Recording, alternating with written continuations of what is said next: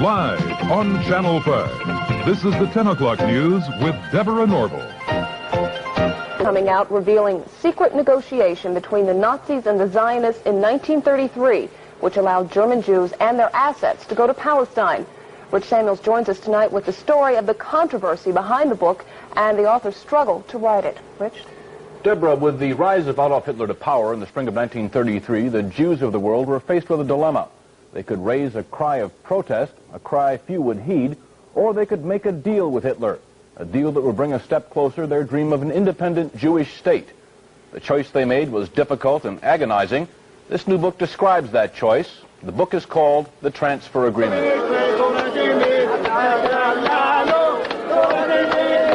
This is Israel a few days ago, the season of Passover.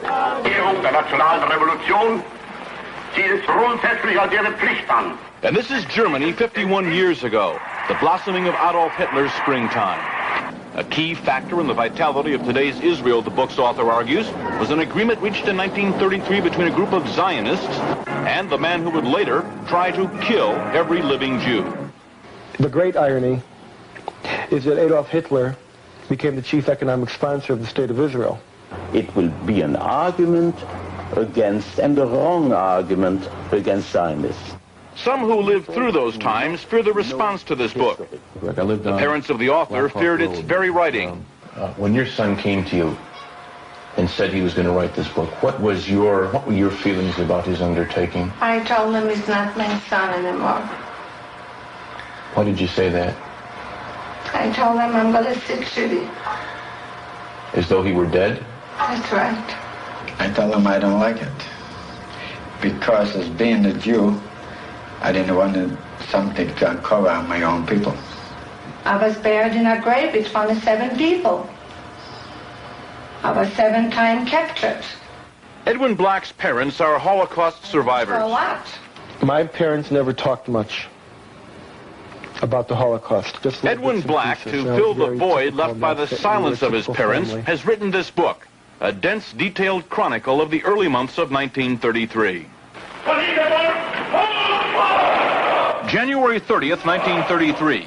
Hitler becomes Germany's interim chancellor. The Third Reich has begun.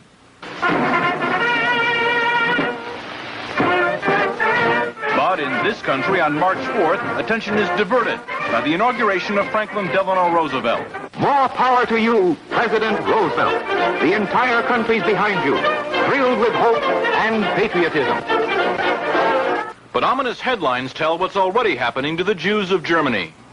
The protest of American Jews was heard almost immediately.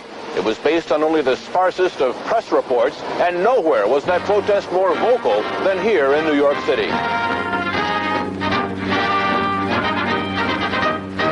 All creeds, local and national organizations, and labor parties are joining this gigantic demonstration passing through famous Washington Arch. Rabbi Stephen S. Wise, honorary president of the American Jewish Congress, leads the procession down Fifth Avenue on foot. Father arranged for the first great mass meeting at Madison Square Garden to protest Hitlerism. He felt that when freedom was threatened, silence condoned oppression always. Thousands who waited hours behind police lines rush forward as the doors of Madison Square Garden are open. Jews and Gentiles join in the race for seats, and 22,000 of them get in. I was a young kid then, you see, as a teenager. And I belonged to a Zionist youth group. And we were all summoned to go to that rally. Well, it was a very agitated crowd. Many Yiddish speaking, a few English speaking. Rabbi Wise mounted an appeal to the Jewish people to do something to save Jewish honor. Most of the important, well-established Jews were very angry at him, said this was sensationalism, and that if anything happened to the Jews in Germany, the blood of the Jews would be on his head. Dr. Stephen S. Wise, rabbi of the Free Synagogue and the national leader of liberal thought, speaks in behalf of the Jews of the United States. This is not a Jewish meeting. This is the conscience of America making itself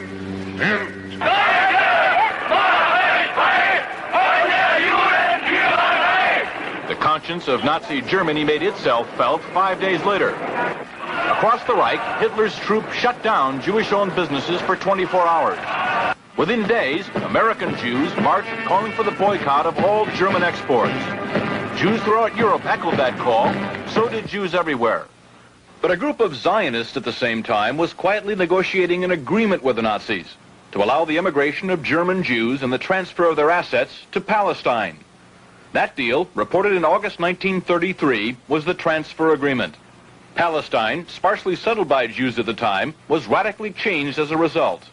I lived in Palestine from 1933 to 1936, and we saw every week transports of German Jews coming to settle in Palestine. And many new professions were introduced by them into the country, and they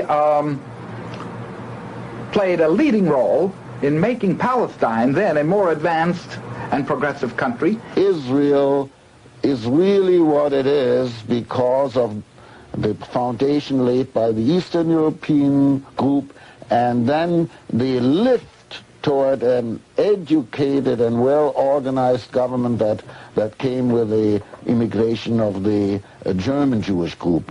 German Jewish settlement of Palestine was, for a time, official Nazi policy. These photos of Jewish life in Palestine, along with a lengthy text, appeared in 1934 in the Berlin paper Der Angriff. The publisher, Hitler's propaganda minister, Joseph Goebbels. A Nazi Visits Palestine was the title of the multi-part series. A medal was struck by Goebbels in commemoration. On one side, the swastika. On the other, the Star of David. Hitler demanded one concession for the transfer agreement, that the call for a boycott of the Reich, raised by Jews here and elsewhere, be rejected by the Zionists. The Zionists made that concession. And so, while Nazis were marching in Germany, and while Jews were marching here, diplomacy was running a more important story. In the Mediterranean, where the dream of a nation-state for Jewish people came a step closer to reality. The story in this book some will find hard to accept. I still feel the hurt, but after I read it, I said, I'm all with you.